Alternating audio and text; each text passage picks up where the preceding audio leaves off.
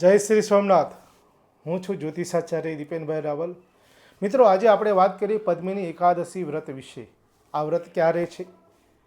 તો આ વખતે 27/5/2026ની બુધવારે એકાદશી એટલે કે પદ્મિની એકાદશીનું વ્રત મનાવવામાં આવશે.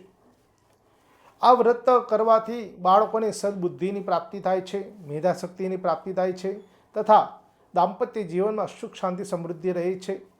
પતિ પત્નીના જીવનની અંદર જે ક્લેશ છે તે દૂર થાય છે. ઘરની અંદર ગૃહ ક્લેશ હોય તે પણ દૂર થાય અને સારા સ્વાસ્થ્યની, સારા આરોગ્યની પ્રાપ્તિ થાય. વ્યાપાર ધંધામાં વૃદ્ધિ કરાવે તથા આર્થિક સમસ્યા પણ દૂર થાય. કારણ અધિક માસ એટલે કે પુરુષોત્તમ માસની અંદર જ્યારે શુક્લ પક્ષની અંદર આ પદ્મિની એકાદશી આવે છે તો ત્યારે તેનું અનેક ગણું ફળ પ્રાપ્ત થાય છે.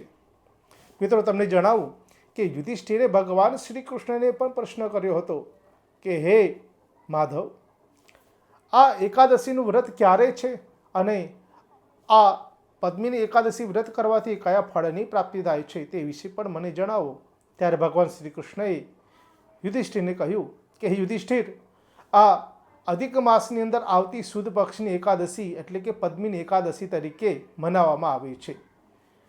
વાત એમ છે કે નારદાય પુરા પ્રોક્તમ વિધિના વ્રતમુત્તમમ પદ્મિન્યઃ પાપરાસિદ્ધમ ભુક્તિ મુક્તિ ફલપ્રદમ. કહેવાય છે કે નારદજીએ પણ આ વ્રત વિશે વિશેષમાં કહ્યું છે કે વિધિ જે કંઈ શ્રદ્ધા ભક્તિ ભાવથી જે કરે છે અને ઉત્તમ શ્રેષ્ઠ ભાવના રાખે છે ત્યારે આ પદ્મિની એકાદશી દ્વારા તમામ પ્રકારના પાપોમાંથી મુક્તિ મળે છે તથા જીવનની અંદર બાધા હોય, પીડા હોય તેમાં પણ રાહત મળે છે અને દરેક પ્રકારના સુખોની ઉપભોક્તિ કરીને મુક્તિની પણ પ્રાપ્તિ થાય છે. તો મિત્રો, આ એકાદશી વ્રત જે છે તમે ખાસ રીતે શાંતિથી કરી શકો છો. માટે જ એકાદશી આ વ્રત કરવાથી વૈકુંઠની પણ પ્રાપ્તિ થાય છે. ભગવાનના હૃદયની અંદર, ચરણકમલની અંદર સ્થાનની પ્રાપ્તિ થાય છે.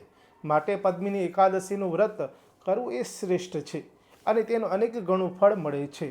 વાત કરીએ આગળ તો એકાદશીમાં સવારે સ્નાન કરી પવિત્ર થઈ નૂતન સારા વસ્ત્રો ધારણ કરવા, ખાસ કરી પીળા વસ્ત્રો, સફેદ વસ્ત્રો ધારણ કરવા.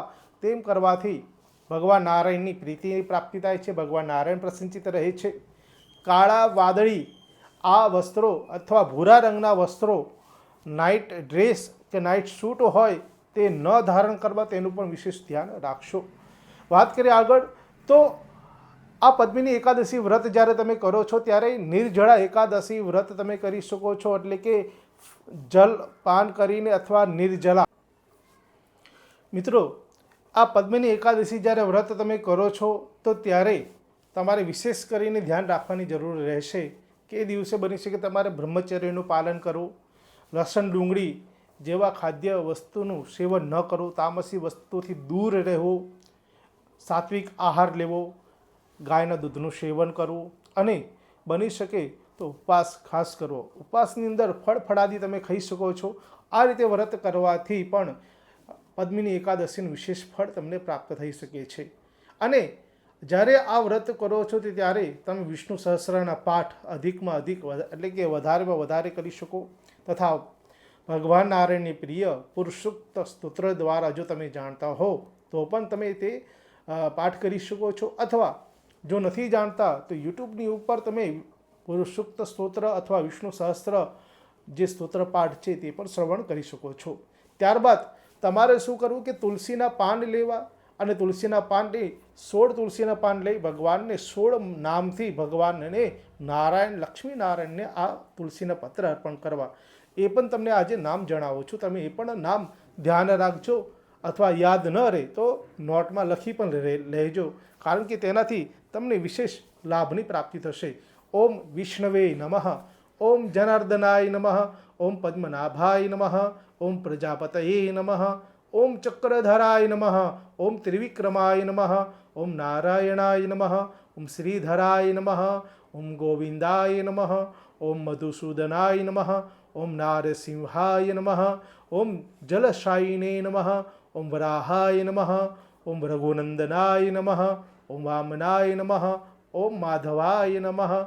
આ મંત્ર જે 16 મંત્ર મેં તમને કહ્યા છે તે 16 મંત્ર દ્વારા જ્યારે તુલસી પત્ર અર્પણ કરો છો ત્યારે તમને પૂજાનું વિશેષ ફળ તમને પ્રાપ્ત થાય છે. તે પૂજા પરિપૂર્ણ થાય છે, કારણ કે તુલસી પત્ર વગરની પૂજા ભગવાન નારાયણની અધૂરી માનવામાં આવી છે. માટે જ્યારે આ વ્રત કરો છો ત્યારે પૂજા દરમિયાન આ દરેક વસ્તુનું તમે સાવધાનીપૂર્વક ધ્યાન રાખો છો તો ચોક્કસ તમને લાભ મળે. બાલકૃષ્ણ ભગવાનની પણ તમે પૂજા કરી શકો છો. ઘરની અંદર લક્ષ્મીનારાયણની મૂર્તિ હોય તેની પણ તમે પૂજા કરી શકો છો. એટલે કે પદ્મિની એકાદશી વ્રત કરવા માટે નારાયણની મૂર્તિ ઘરમાં હોવી ખૂબ જરૂરી છે. અને એ ભગવાન નારાયણની જો તમે પૂજા કરો છો તો સ્વયં તમે તેમની કહેવાય છે કે સૂક્ષ્મ શક્તિની તમે પૂજા કરી રહ્યા છો. અને આ વ્રત કરવાથી, આ પૂજા કરવાથી, પદ્મિની એકાદશી વ્રત જ્યારે તમે કરો છો તો ત્યારે તમારી મનોકામના તો પૂર્ણ થાય, તમારા સંતાનોની, તમારા માતા પિતા, તમારા સાસુ સસરા તથા તમારા પતિદેવ અને તથા પરિવારના રહેલા તમામ સભ્યોની મનોકામના પણ પૂર્ણ થાય છે. માટે આ વ્રત વિશેષ કરશો. અને અધિક માસ ચાલી રહ્યો છે તો પુરુષોત્તમ માસની અંદર આ ઉત્તમ દિવસ, શુભ દિવસને ચૂકશો નહીં. અને ભગવાન નારાયણની વિશેષ કૃપા આપને પર રહે તેવી આ પદ્મિની એકાદશીનું શ્રેષ્ઠ વ્રત તમે કરશો. મને આપો રજા. આ વિડીયો જો તમને સારો લાગે તો લાઈક કરજો, સબસ્ક્રાઈબ કરજો, ફોલો કરજો અને બેલ આઇકન ખાસ કરજો, કારણ કે આવનારા નવા વિડીયો તમને મળતા રહેશે. મને આપો રજા. જય શ્રી સોમનાથ.